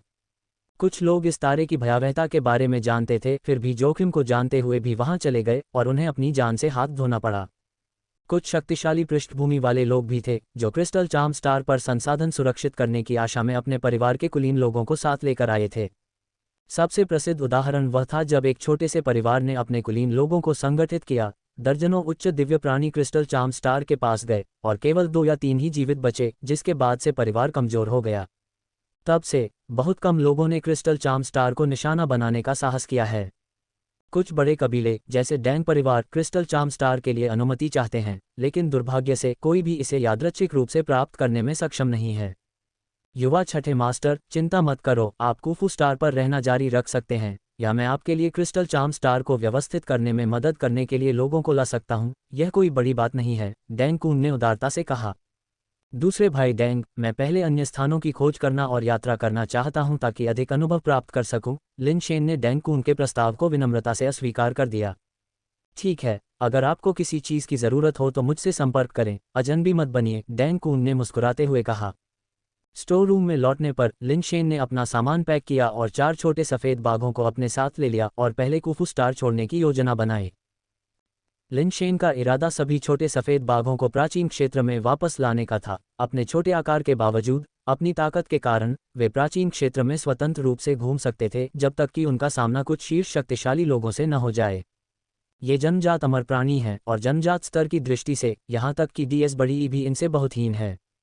लिन शेन ने अपना सामान पैक कर लिया और डैंग कून उसे टेलीपोर्टेशन स्टेशन ले जाने ही वाला था कि डैंग योगक्सिन और उसके आदमियों ने दरवाजा बंद कर दिया। महान बुजुर्ग, इसका क्या मतलब है? क्या पिछली बार काफ़ी नहीं था या आप इसे दोहराना चाहते हैं? डैंग कून लिन शेन के सामने खड़ा था और डैंग योंगक्सिन से ठंडे स्वर में कहा। डैंग योंगक्सिन ने केवल हल्की मुस्कान दी। दूसरे युवा मास्टर, चिंता मत करो। इस बार तियान के पास मेरी यात्रा किसी बुरे इरादे से नहीं है।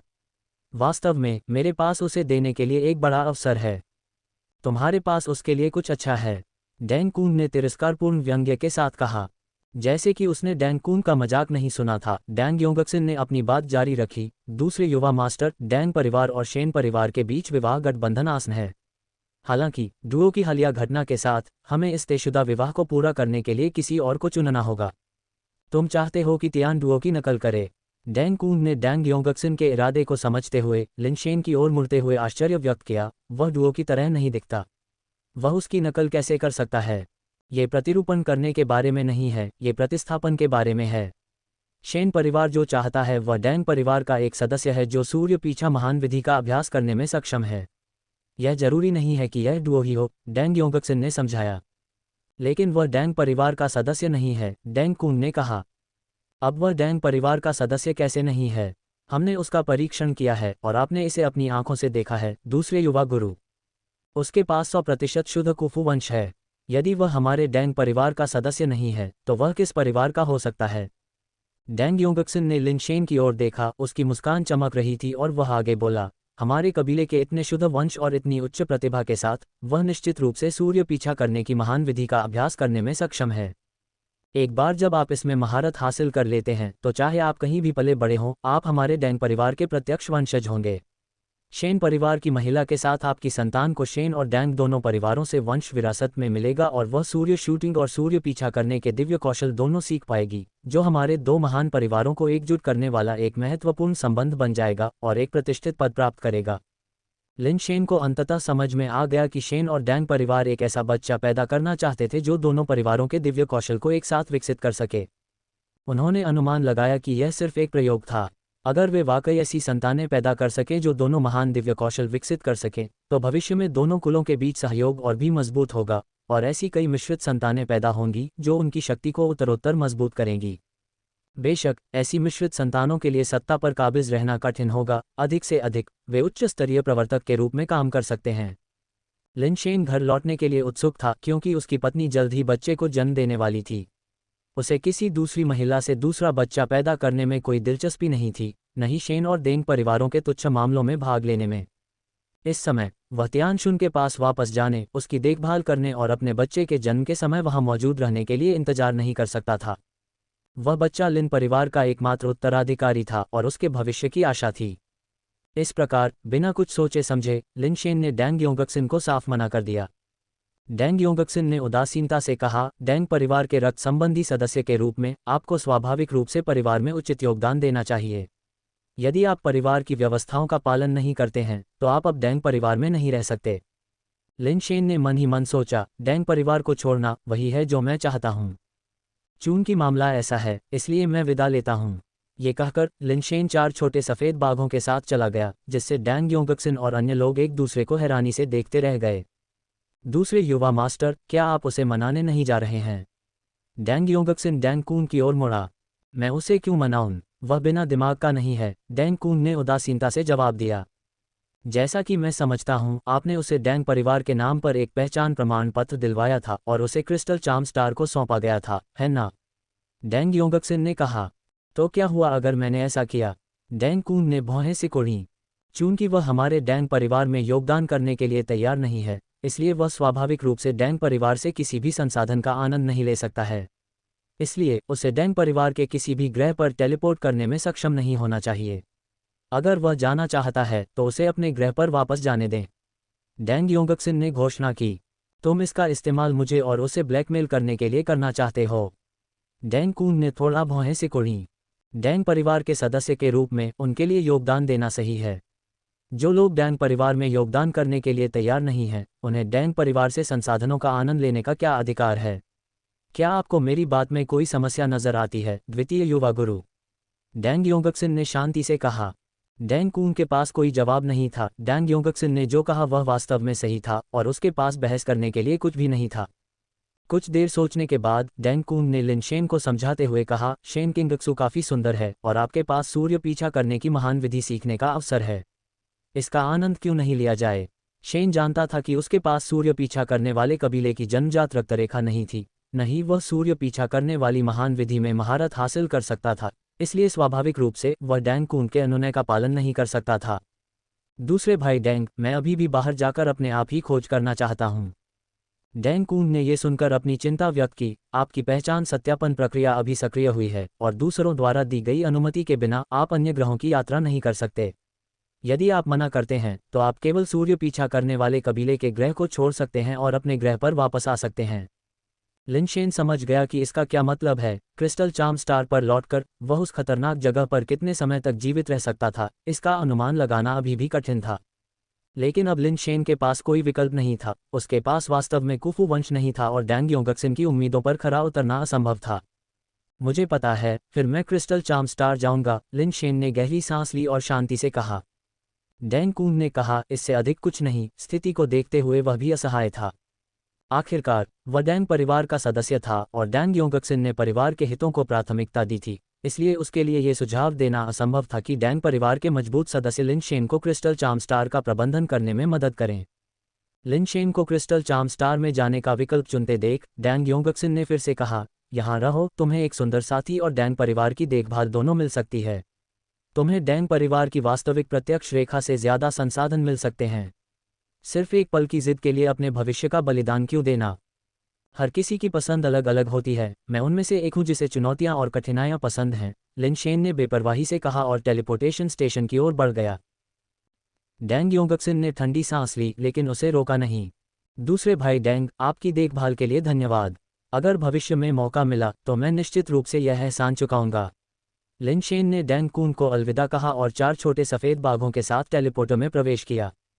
चूंकि उसने डैंग परिवार के सदस्य के रूप में पहचान परीक्षण में भाग लिया था, इसलिए उसकी अनुमति के स्तर के अनुसार डैंग परिवार के सार्वजनिक क्षेत्र के ग्रहों के अलावा वह केवल अपने क्रिस्टल चार्म स्टार को ही चुन सकता था। अब चूंकि डैंग परिवार ने उसकी अनुमति पर मुहर लगा दी थी, इसलिए वह डैंग परिवार के सार्वजनिक क्षेत्र के ग्रहों पर नहीं जा सकता था। उसके पास एकमात्र विकल्प क्रिस्टल चार्म स्टार पर टेलीपोर्ट होना था। बेवकूफ़, तुमने डैंग परिवार के उस मूर्ख की बात क्यों नहीं मानी। ये बहुत अच्छा अवसर था। बैंगनी हवेली की परी लगभग हताशा से पागल हो गई। लिन शेन के पास स्पष्ट रूप से डैंग परिवार के साथ रहने का अवसर था और यहाँ तक कि डैंग परिवार के मुख्य सर्कल में प्रवेश करने का मौका भी था, फिर भी उसने क्रिस्टल चार्म स्टार जैसी भयावह जगह पर जाना चुना।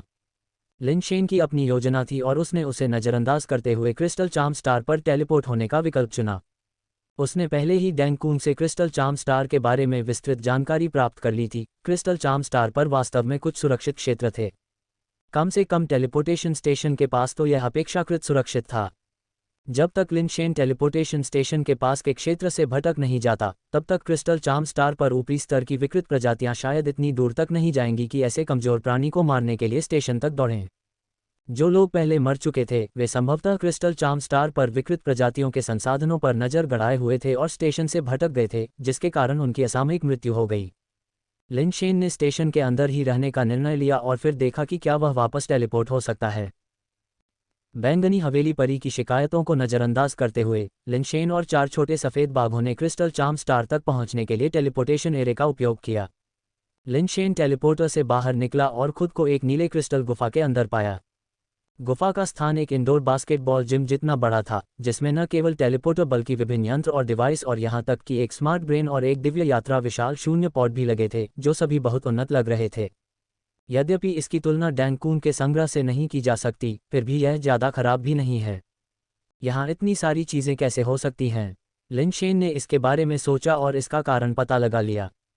डैंग कून ने कहा कि क्रिस्टल चार्म स्टार के पिछले मालिक ने क्रिस्टल चार्म स्टार के संसाधनों पर विजय पाने के लिए पूरे परिवार की शक्ति को जुटाया था। हालांकि इसका परिणाम भारी क्षति के रूप में सामने आया तथा केवल 2 या 3 लोग ही बचकर निकल पाए, तथा यह अनुमान लगाया जा रहा है कि ये सभी चीज़ें उस परिवार द्वारा ही यहाँ लाई गई होंगी। क्योंकि दिव्य प्राणी जो क्रिस्टल चार्म स्टार का स्वामी बन गया था मर गया और क्रिस्टल चार्म स्टार मालिकहीन अवस्था में लौट आया, इसलिए पहले लोगों को दी गई क्रिस्टल चार्म स्टार तक टेलीपोर्ट करने की अनुमति भी अमान्य हो गई। जो लोग बच गए थे उन्हें अब क्रिस्टल चार्म स्टार में प्रवेश करने का अवसर नहीं मिला, इसलिए ये चीज़ें यहीं छोड़ दी गईं। लिनशेन को भी उन वस्तुओं में ज़्यादा दिलचस्पी नहीं थी। उसने पहले एक यांत्रिक घड़ी निकाली, ये देखने के लिए कि क्या वह इसका उपयोग इस ग्रह से दूर टेलीपोर्ट करने के लिए कर सकता है। परिणाम अभी भी नकारात्मक था, यहाँ मैकेनिकल घड़ी का उपयोग नहीं किया जा सकता था। ये लिनशेन की अपेक्षाओं के अनुरूप ही था। क्रिस्टल चार्म स्टार पर इतनी सारी अपरविकृत प्रजातियों के साथ, ये निश्चित रूप से यहाँ के कानून के वातावरण को प्रभावित करेगा और मैकेनिकल घड़ी का अनुपयोगी होना सामान्य बात है। लिनशेन ने मूल रूप से सीधे टेलीपोर्ट करने में सक्षम होने की उम्मीद नहीं की थी। उनकी योजना क्रिस्टल चार्म स्टार के वातावरण को छोड़ने और फिर अंतरिक्ष में टेलीपोर्ट करने की थी। क्रिस्टल चार्म स्टार बहुत खतरनाक था। लिनशेन ने सीधे बाहर जाने की हिम्मत नहीं की। वह गुफा के द्वार पर आया और गुफा की दीवार के सहारे खड़ा होकर बाहर की ओर देखने लगा। इस ग्रह का गुरुत्वाकर्षण, हालांकि न्यूट्रॉन स्टार पर जितना मजबूत नहीं था, फिर भी एक सामान्य रहने योग्य ग्रह की तुलना में बहुत अधिक मजबूत था। लिनशेन की शारीरिक स्थिति और ताकत के साथ यहाँ चलना भी कुछ हद तक बोझिल लगेगा और दौड़ना बहुत धीमा हो सकता है। क्रिस्टल चार्म स्टार की सतह पर सभी प्रकार की क्रिस्टल संरचनाएं थीं। अधिकांश स्थानों पर नीले क्रिस्टल थे और कुछ स्थानों पर विभिन्न रंगों के क्रिस्टल थे। उसने बस बाहर की ओर देखा और हवा में एक प्राणी को देखा जो ब्रोकेड चिकन जैसा दिख रहा था। उसका शरीर क्रिस्टल जैसा था, उसके क्रिस्टल पंख रंग बिरंगे और सुंदर थे। वह एक क्रिस्टल पर्वत शिखर के ऊपर खड़ा था। उसके पंजे नीचे स्थित ब्लू क्रिस्टल पर्वत को कई बार खरोंच रहे थे और सैकड़ों मीटर ऊंचा ब्लू क्रिस्टल पर्वत वास्तव में उसके पंजों की रोशनी में दो भागों में विभाजित हो गया, जिससे बीच में एक घाटी खुल गई। क्या वह मुर्गी इतनी ताकतवर है? लिनशेन को अपने दिल में आश्चर्य हुआ। ये नीले क्रिस्टल आम अमर सामग्रियों से भी ज्यादा सख्त होते हैं, फिर भी ब्रोकेड मुर्गी का एक पंजा कई 100 मीटर ऊंचे पहाड़ को चीर सकता है। ये कितनी भयानक ताकत है। जब लिनशेन आश्चर्यचकित हो रहा था, तब उसने देखा कि विभाजित पर्वत के भीतर से एक विकृत प्रजाति जो नीले विशालकाय सेंटीपीड की तरह दिखती थी, उसका पूरा शरीर गहरे नीले रंग का था, दरार से बाहर रेंग रही थी। इसका शरीर बहुत बड़ा था, दर्जनों मीटर लंबा। ये बड़ी तेजी से दरार से पहाड़ की दीवार पर चढ़ रहा था और जल्द ही यह ब्रोकेड चिकन तक पहुंच गया। इसका पिछला आधा भाग पर्वत शिखर पर कुंडलित था, जबकि अगला आधा भाग एक अजीब से मुंह के उपकरण के साथ ऊपर उठा हुआ था, जो ब्रोकेड चिकन को निगलने के लिए तैयार था। उसके शरीर पर लिनशेन ने एक नीली भयावह छाया देखी, जैसे कि एक दानव देवता ने सेंटीपीड के शरीर को ढक रखा हो और भयानक ऊर्जा उतार चढ़ाव उत्सर्जित कर रहा हो। दानव भगवान के वंश की शक्ति का उपयोग करने में सक्षम होने के कारण ये कम से कम एक मध्य विकृत प्रजाति होनी चाहिए। हालांकि डैंगकून ने उसे बताया कि क्रिस्टल चार्म स्टार पर ऊपरी हिस्से के बाहर विकृत प्रजातियों को देखना मुश्किल होना चाहिए, इसलिए ब्लू जायंट सेंटीपीड केवल एक मध्य विकृत प्रजाति नहीं हो सकता है। ब्लू जायंट सेंटीपीड को शैतान की तरह अपनी ओर झपटते देख ब्रोकेड चिकन ने इसे बिल्कुल भी गंभीरता से नहीं लिया। उसके पंख फैल गए और पैर आगे की ओर बढ़ गए। इतने उच्च गुरुत्वाकर्षण वाले ग्रह पर उसका आकार पहले से ही इतना तेज था कि लिनशेन उसे स्पष्ट रूप से नहीं देख पा रहा था। जब लिनशेन ने इसे फिर से देखा तो ब्रोकेड चिकन पहले से ही ब्लू जायंट सेंटीपीड के सिर के ऊपर से उड़ चुका था। एक पंजे से ब्लू जायंट सेंटीपीड के सिर को फाड़ रहा था और उसके शरीर के अंदर किसी रहस्यमय पदार्थ को चोंच मारने के लिए अंदर तक पहुंच रहा था। ब्रोकेड मुर्गी बहुत ही चुस्त लग रही थी। उसने रहस्यमय पदार्थ का केवल थोड़ा सा हिस्सा खाया और फिर अपने पंख फड़फड़ाते हुए उड़ गई। नीले विशालकाय सेंटीपीड का शरीर नीचे गिर गया और वह पहाड़ के बीच में लटक गया। उसके शरीर से नीले कण निकल रहे थे, जो धीरे धीरे हवा में संघनित होकर किसी चीज में